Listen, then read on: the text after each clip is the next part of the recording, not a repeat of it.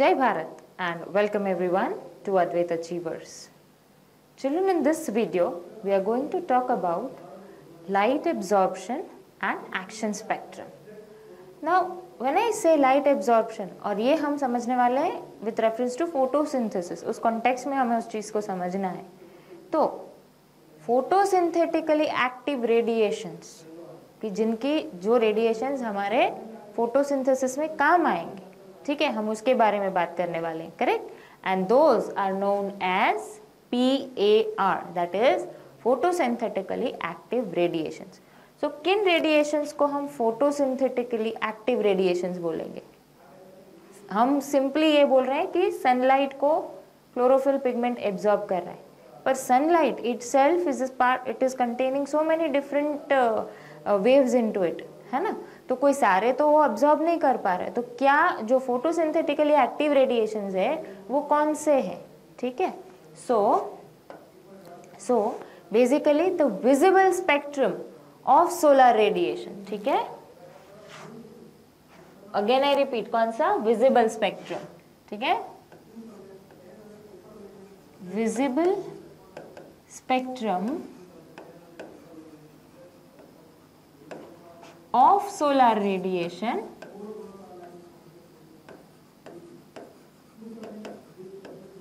right is called PAR, that is photosynthetically active radiation, ठीक है. So let us take a look at now this figure or this picture tells you कि जो sunlight है उसमें तो बहुत सारे रेज है ना, gamma rays, X rays, UV rays, infrared rays, microwaves, radio waves, long radio waves, पर ये सारे कोई हमें फोटोसिंथेसिस में इनकी ज़रूरत नहीं है. What we need is only the visible spectrum of solar radiation. क्यों? Because that is photosynthetically active radiation. So the visible spectrum of solar radiation that we talk about, right, it is meant of this portion. That is, we know that white light is divided into 7 colors, right.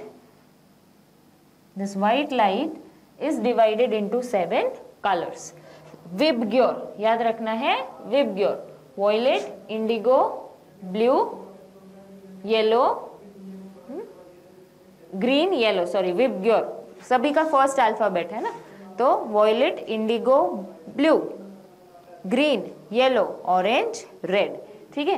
And that ranges from a wavelength of 400 to 700 nanometer. तो photosynthetically active जो light है हमारे लिए that is this wavelength of 400 to 700 nanometer, because that is the visible spectrum end of the solar radiation जो कि हमारे लिए photosynthetically active है, which is going to help in the process और which participates in the process of photosynthesis. This is clear to everyone? Okay, right. Now इसके आधार पे अब हमें ये ध्यान में आ गया कि सोलर रेडिएशन में से क्लोरोफिल जो पिगमेंट एब्जॉर्ब करेगा, पिगमेंट जो है वो एब्जॉर्ब करेगा, वो क्या कर रहा है एब्जॉर्ब? वो इन PAR that is photosynthetically active radiations को एब्जॉर्ब करता है. इसलिए हमारा जरूरी है एब्जॉर्प्शन स्पेक्ट्रम को समझना, ठीक है. तो let us understand absorption spectrum. अब एब्जॉर्प्शन स्पेक्ट्रम किसे कहते हैं? क्या होता है एब्जॉर्प्शन स्पेक्ट्रम? तो absorption spectrum it represents, okay, let us understand that, it represents the range of wavelengths absorbed by the pigments most efficiency. लिख लेते हैं, फिर मैं वापस समझा रही हूँ इसको, ठीक है. तो एब्जॉर्प्शन स्पेक्ट्रम क्या करता है? It represents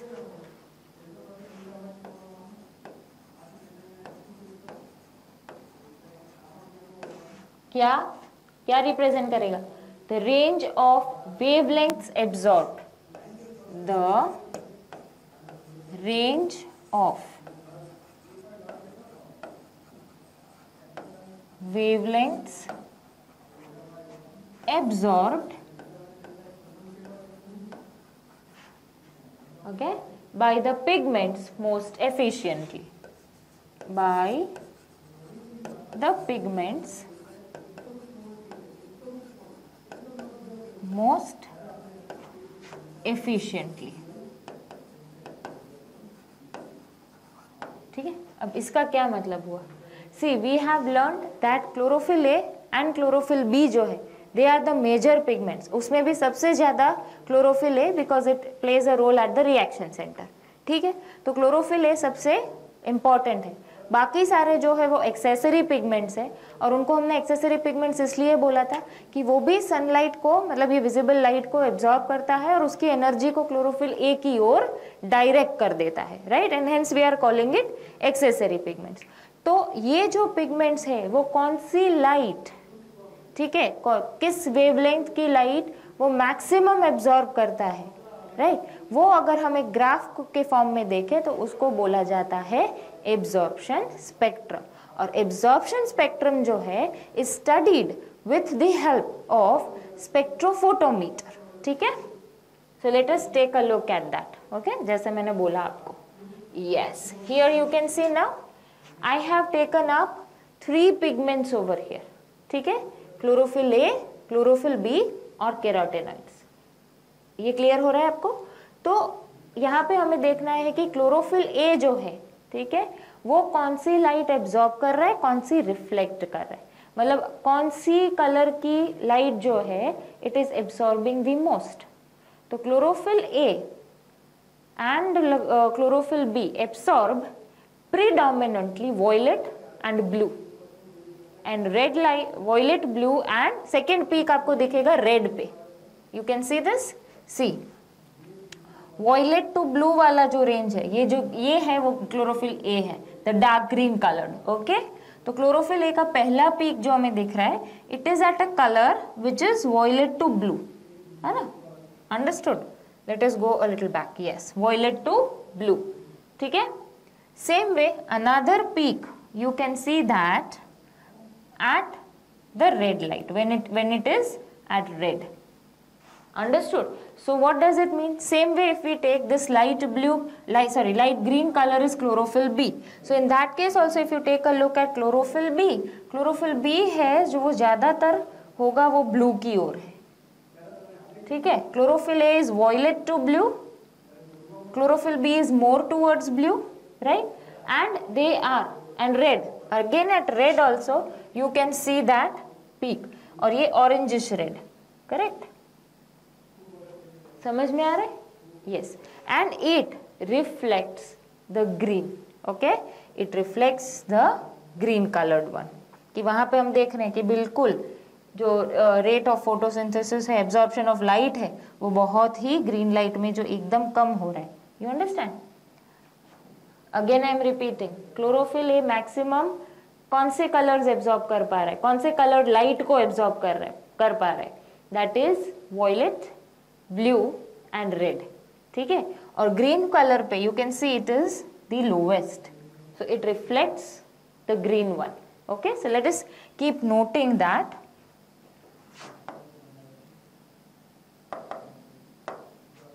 Chlorophyll A and B.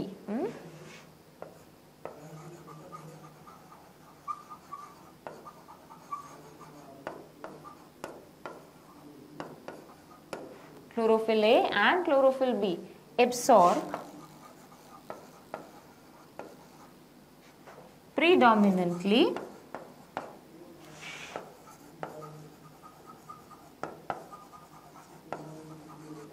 which colors? Violet, blue and red light. Violet, blue and red light. ठीक है, and reflects the green, and reflects the green. Right, this is clear? All right, so this was about chlorophyll A, chlorophyll B. अब बात करते हैं carotenoids की. ये yellow colour जो दिखाया है, right, so carotenoids they absorb, you can see the first peak is coming at blue, correct, so it absorbs mostly blue and the second peak is coming at little bit at greenish colour, है ना.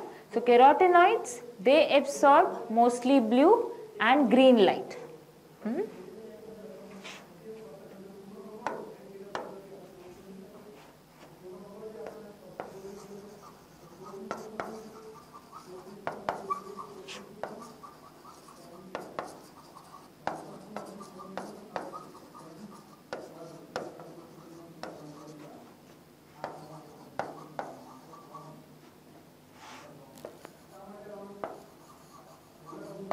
they absorb what? Mostly blue and green light, and they reflect कौन सा? Yellow पे यहाँ देख रहे हो, ठीक है? They reflect the orange and yellow light, okay?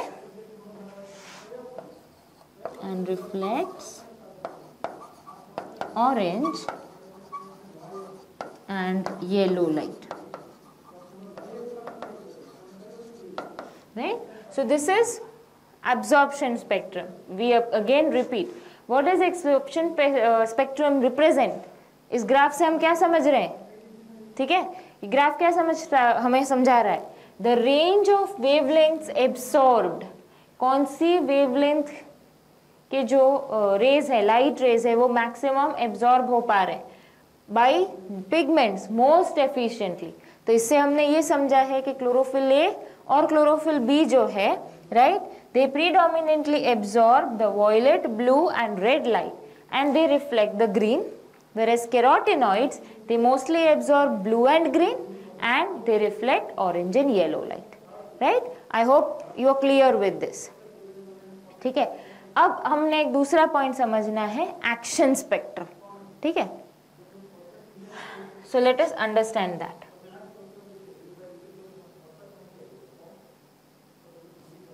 Okay, तो एक्शन स्पेक्ट्रम माने क्या? अगेन हमने एब्जॉर्प्शन स्पेक्ट्रम में क्या समझा कि कौन से पिगमेंट्स जो है वो कौन सी वेवलेंथ की जो लाइट है, right, they are basic more efficiently being able to absorb. That is called as absorption spectrum. Now action spectrum, right, so action spectrum, okay, action spectrum shows that maximum photosynthesis किस reason में हो रहा है, that is showing action spectrum. तो लिखते हैं action spectrum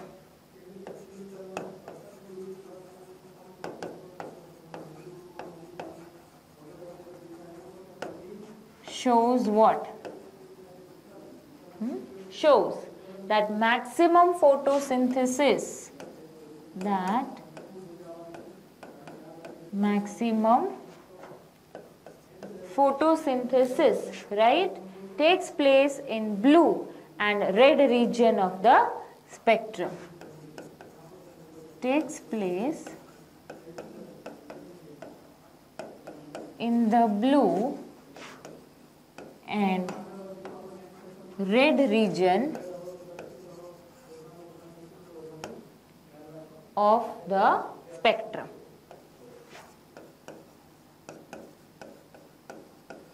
इसका क्या मतलब हुआ?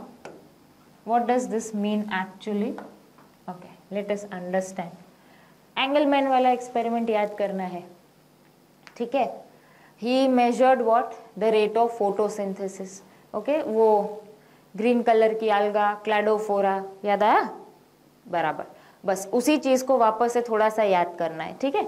तो Engelmann measured the rate of photosynthesis as the quantity of oxygen released by green algae. Okay, now if you remember, हमने वो एक बनाया था कि जिसमें visible light को उसके ऊपर गिराया गया था.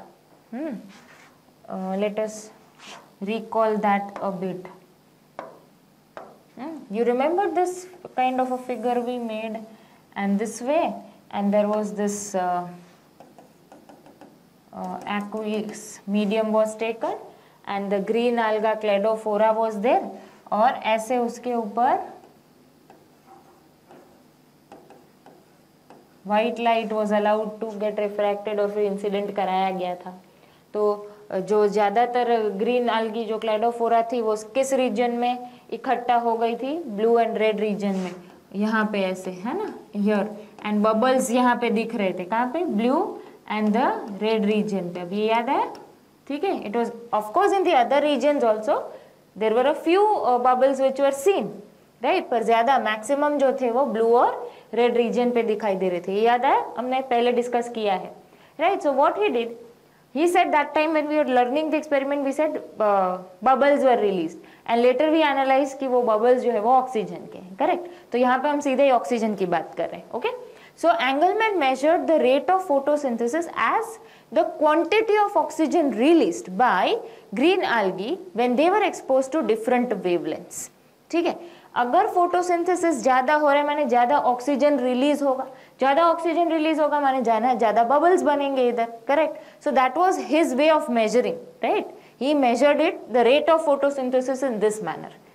समझ में आया, right. So the experiment showed what, that the green algae released maximum oxygen in the blue and red region, correct. So oxygen is the byproduct of photosynthesis, that is more byproduct, more photosynthesis, that is more action is being taken place. समझ में आ रहा है. So that is the same thing what I just talked about, right.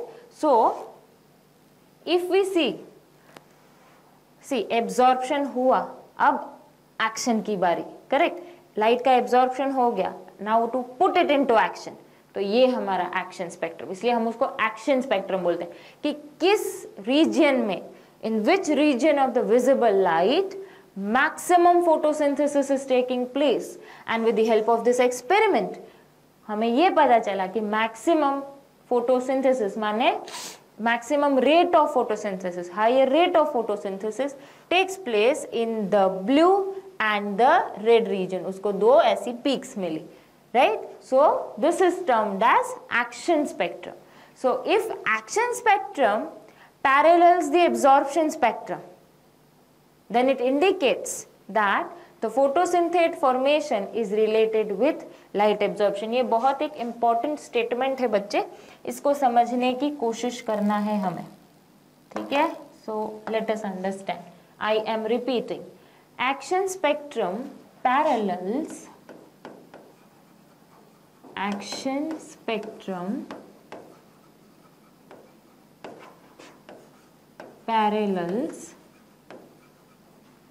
right, the absorption spectrum. The absorption spectrum. ठीक है. तो ये क्या indicate करेगा? If your action spectrum is parallel to the absorption spectrum, then it indicates that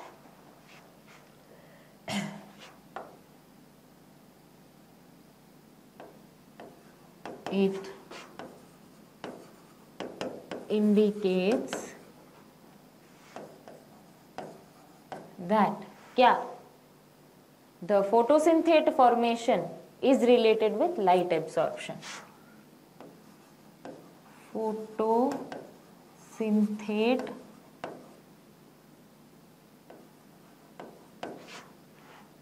formation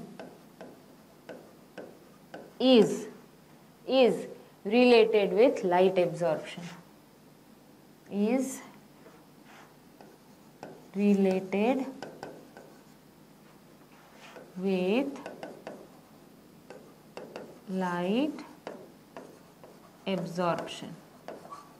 अब आया समझ में? इसका कहने का मतलब ये है कि अगर action spectrum is parallel to absorption spectrum, तो ये दिखा रहा है कि एक्शन स्पेक्ट्रम होने के लिए, माने फोटोसिंथेसिस होने के लिए लाइट एब्जॉर्प्शन होना जरूरी है. ज्यादा फोटोसिंथेट बनना मतलब ज्यादा एक्शन स्पेक्ट्रम होना, higher peaks, it indicates light absorption is taking place more efficiently. समझ में? तो action spectrum parallels the absorption spectrum and that indicates that the photosynthete formation माने photosynthesis का product, ठीक है. तो photosynthete formation is related with light absorption. अगर light absorption ठीक नहीं हो रहा है तो then it won't relate in a proper action spectrum, right? Is this clear? I hope all of you have understood these two things clearly, that is absorption spectrum and action spectrum. Thank you children and Jai Bharat.